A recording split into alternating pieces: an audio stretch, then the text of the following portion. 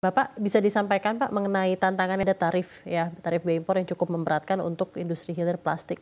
Di satu sisi sebenarnya bisa-bisa saja ingin menyerap bahan material dari bahan baku domestik, tetapi jika harganya bisa disesuaikan. Bisa dijelaskan kira-kira gambarannya keadaannya seperti ini seperti apa Pak? Gini, kita sama-sama tahu lah bahwa kapasitas industri petrokimia di dalam negeri itu masih jauh di bawah kebutuhan industri hilir. Oke. Ya. Berdasarkan riset yang kami lakukan melalui LAPI ITB itu, supply dari industri petrokimia itu ya paling banyak 70% ya. Berarti kan itu sudah paling banyak ya, bisa di bawah itu terjadi. Akhirnya kami harus melakukan impor. Impor bahan baku kalau memang dari negara-negara ASEAN itu bea masuknya 0%. Iya. Karena kita sudah meratifikasi yang disebut dengan FTA. Tapi kalau kita impor dari negara-negara non-ASEAN seperti dari Timur Tengah, itu dikenakan bea masuk 15%. Ada yang 10%, ada yang 15%. Nah, kenapa bisa sampai sebegitu tingginya? Sejak kapan ini Pak? Nah, itu sebenarnya sejak diberlakukannya PMK 19. Nah, ini saya mau cerita juga nih PMK 19. Itu PMK 19 itu adalah usulan dari industri hulu petrokimia. PMK itu adalah tujuannya untuk menaikkan bea masuk impor bahan baku. Yang tadinya 5% menjadi 10%. Iya. Yang 10% menjadi 15%.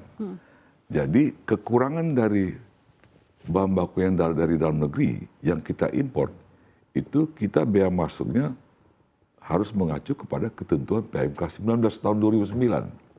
Dari sejak tahun 2009 kita impor bahan baku dari non-ASEAN, terutama dari Timur Tengah, itu antara 10 sampai 15%.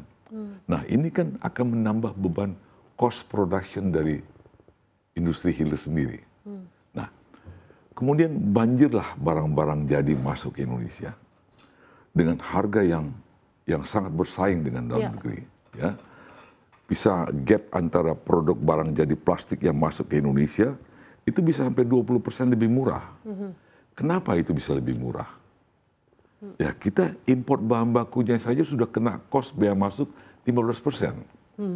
Sementara di negara-negara ASEAN lainnya seperti Vietnam atau Thailand, ya, bahan baku yang belum diproduksi di negara mereka, mereka impor dari negara lain. Itu kebijakan pemerintahnya memberikan tarif impor bahan baku itu 0%. Oke. Nah, sedangkan kita dengan diberlakukannya PMK 19, impor bahan baku itu 15%. Nah, di sini kan sudah ada selisih.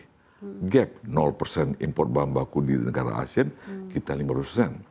Kemudian dengan bea masuk 0% bahan baku impor tadi, mereka produksi barang jadi plastik. Betul.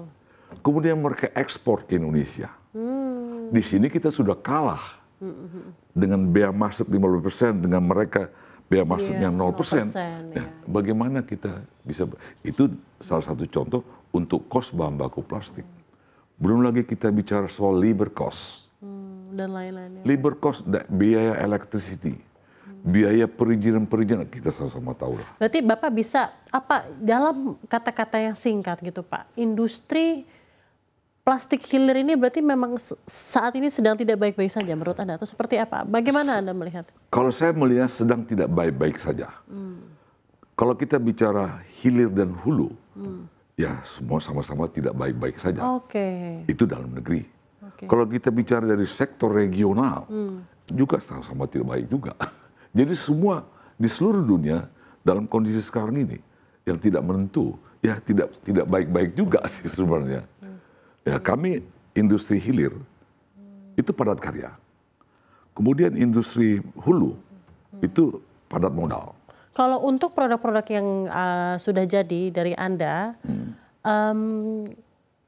sebanyakan itu mayoritas itu digunakan untuk kegunaan domestik atau di luar Pak? Atau kita sebanyak hampir 90% digunakan untuk domestik. Oke, jadi 10% hanya ekspor ya Pak? Iya, mungkin nggak lebih 98% kita domestik semua. Oke. Karena kebutuhan-kebutuhan. Tapi penyerapan untuk demand produk-produk jadi hilir plastik ini seperti apa? Iya, begini. contoh seperti produsen dari misalnya dari Unilever ya, sebut namanya, mereka kan juga menggunakan kemasan-kemasan dari anggota kita. Nah, karena berkurangnya produksi mereka, akhirnya kita juga akan berkurang, gitu loh. Jadi semuanya itu tergantung daripada. Jadi industri hilir itu tergantung sudah ya Pak ya. Sudah akan berdampak seperti itu nanti semuanya. Oke, Pak. Nah, dengan berkurangnya produksi dari industri hilir, tentunya ini akan berpengaruh kepada tenaga kerja. Sementara hilir ini kan padat karya. Nah, sebenarnya kalau saya mau ambil intinya, hilir dan hulu itu saling ketergantungan. Betul. Ya, tanpa hulu kita tidak akan bisa hilir hidup sendiri.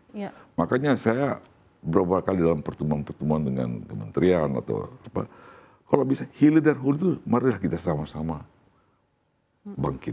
Ya, jangan terlalu banyak minta proteksi juga hulu ini kadang-kadang. Nah, PMK 19 kalau kita bicara itu kan adalah salah satu bentuk permohonan proteksi terhadap industri hulu. Nah, pernah kejadian tahun 2010 itu kita diberikan proteksi juga. Namanya fasilitas BMDTP, biaya masuk yang ditanggung oleh pemerintah. Jadi kami asosiasi dengan beberapa anggota kami mengusulkan fasilitas itu. Nah, dengan fasilitas BMDTP itu, kami import bahan baku 0% biaya masuknya. Nah, itu dalam bentuk proteksi terhadap hilir. Tapi di satu tahun sebelum COVID, tiba-tiba BMDTP itu di stop oleh Kementerian Keuangan. Jadi, proteksi terhadap hilir dicabut, PMK tidak dicabut. Jadi seperti itu ya Pak seperti ya? Itu. Jadi itu yang mempersulit industri hilir. Baik Pak. Kami minta supaya kalau boleh, industri hulu itu boleh saja diproteksi. Tapi proteksinya jangan dalam bentuk tarif bearing.